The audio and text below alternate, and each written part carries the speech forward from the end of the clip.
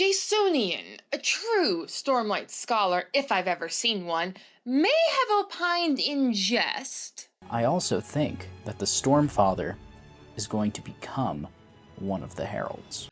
But upon further reflection, I find... No, he's got a point. Hey, you geeks!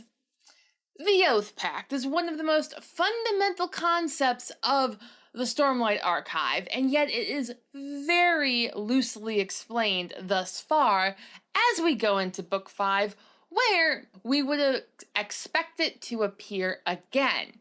After all, the story begins with the fracturing of the Oathpact, so like the Fellowship of the Ring breaking in the first book, the Fellowship is breaking. It has already begun. One by one, it will destroy them all. We expect the characters to be reunited again in the finale. This is the cyclical nature of stories, and Sanderson inherently made this promise when he started The Way of Kings prelude with the breaking of the Oathpact, though of course it must be a return with a twist. How do you pick up the threads of an old life? How do you go on when in your heart you begin to understand there is no going back? With that, we're going to dive on into full spoiler territory for all published books of the Stormlight Archive to explain the if, why, and how Sanderson could return to the Oathpact in Stormlight 5, Wind and Truth. Oathpact 101. Although the Oathpact is one of the first concepts introduced in the Stormlight Archive, it is barely explained before it is brushed over to more interesting things, like regicide. Let me explain. No, there is too much. Let me sum up. According to the Stormfather, it started with the creatures you name Voidbringers. They had been given great power by the enemy, the one called Odium. That was the beginning, the start of desolations. For when these died, they refused to pass on. They are reborn using the bodies of Parshmen to become the Fused. Humans could never win when the creatures they killed were reborn each time they were slain. And so, the Oathpact. 10 people, Dalinar said. 5 male, 5 female. He looked at the swords. They stopped this? They gave themselves up. As odium is sealed by the powers of honor and cultivation, your herald sealed the spren of the dead into the place you call damnation. The herald went to honor, and he gave them this right, this oath. They thought it would end the war. Forever. Forever? Forever. Forever. Forever. Forever. Forever is a mighty long time, and usually quite permanent. An eternity, if you will. Though this is a Sanderson story, so of course, eternity must end before the story begins, as the Oathpact seems to end at the beginning of the Stormlight Archive in The Way of Kings. We will presume to see its return in Book 5, Wind and Truth, with this now paramount question. Could I reforge it? Dalinar asked. Could I remake the Oathpact and bind the Fused away again? I do not know. It may be possible, but I have no idea how, the Stormfather said. Or if it would be wise. The heralds suffer for what they did. Dalinar going on to working out terms of a treaty with Odium allowing for the end of the war without forcing the refused back to Braze seems to make all of these Oathpact questions moot. However, it's never going to be that simple, especially now that Odium is under new management. Besides, Ishar, the ringer that Dalinar is bringing in the final quarter, book, seems to still think that fixing the Oathpact is the right idea, contrary to Ayasna's opinion, with whom I, of course, agree. I have mused too long on the nature of Ishar's potential villainy. Of his antagonism, I'm growing more and more certain. In fact, I fully predict that Wind and Truth will reveal in some way that all of our heroes' problems have been Ishar's fault all along. Who's been messing up everything? It's been Agatha all along. Some of you have written spirited defenses of Ishar and questioned my singling him out as I do, which has caused me to reconsider and create this video. So please, keep them coming down in the comment section below. And I am willing to concede that maybe Ishar doesn't have ill will, just ill timing. Well, Hastings, why is it that I always find you in the middle of a tussle? Bad timing? Probably misguided intent. Do you hear that? It's the winds of change.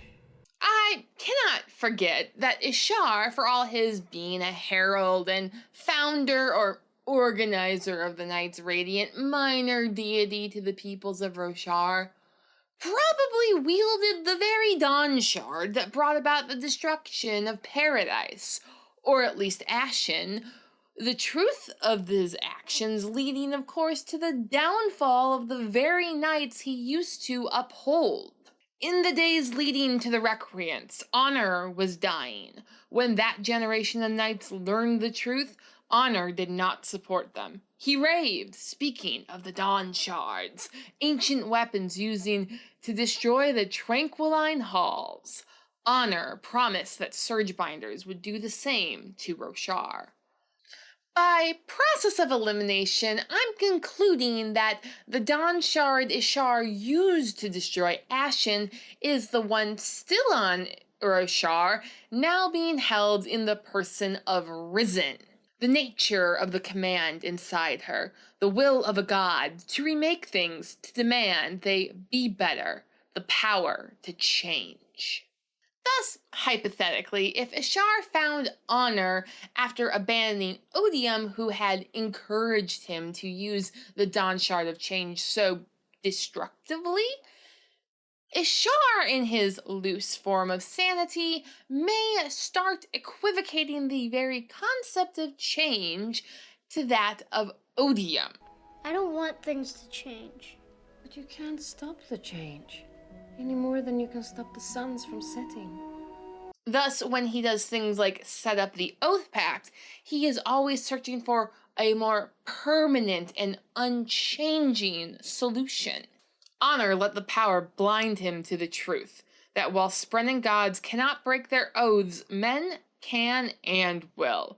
The 10 heralds were sealed upon damnation, trapping the Voidbringers there. However, if any one of the 10 agreed to bend his oath and let Voidbringers past it, it opened a flood. They could all return. Considering we have Brandon's word that Taln never broke, it seems that Ishar's hopes were not entirely in vain, though Ishar being Ishar, I highly doubt he took the right lesson from this moment. Rather, he seems to be searching for more permanent solutions. As he tells Dalinar, I have the answer, a way to fix the problems that beset us. I can reset the Oathpact, though I must be sane to do it. His way to fix the problems that beset Roshar is to reset the Oathpact, I propose, and use heralds that cannot break their words. In other words, Spren. Solution? Spoilers for the Wind and Truth prologue until further notice. If you accept my premise that Ishar is the one masquerading as the Stormfather and Gavilar's head on the night of his death, then we see the very moment Ishar chooses to abandon humanity in favor of more permanent solution. Once you are a herald, you will need to leave everything you know. You will be given up to torture between returns. Why is it this doesn't bother you? Gavilar shrugged. I'll just give in. What? I warned you, Gavilar, the Stormfather said. This is my failure as much as yours. If I try again, I will do it differently. I thought, your family... Ishar, it seems, set out to find the most stubborn group of people on Roshar and found the proud Kholin family. And when that didn't work, he set out to find something inhuman and even more stubborn. Spren. For it is a truth universally acknowledged that a single Spren in possession of good stormlight must be in want of a radiant. Universal truth? Really? The actual universal truth that the Spren keep on repeating is that they never change. I think, Syl said, that we Spren have a problem. We think we don't change. You'll hear us say it sometimes. Men change, singers change, Spren don't. We think that because pieces of us are eternal, we are as well. The concept that Spren never change is repeated over and over again early in Rhythm of War. Unfortunately, it gets overshadowed by a lot of the drama that happens at the end. But, like the beams crossing during the slog of Wheel of Time, that seems to be crucial information for how the ending actually plays out.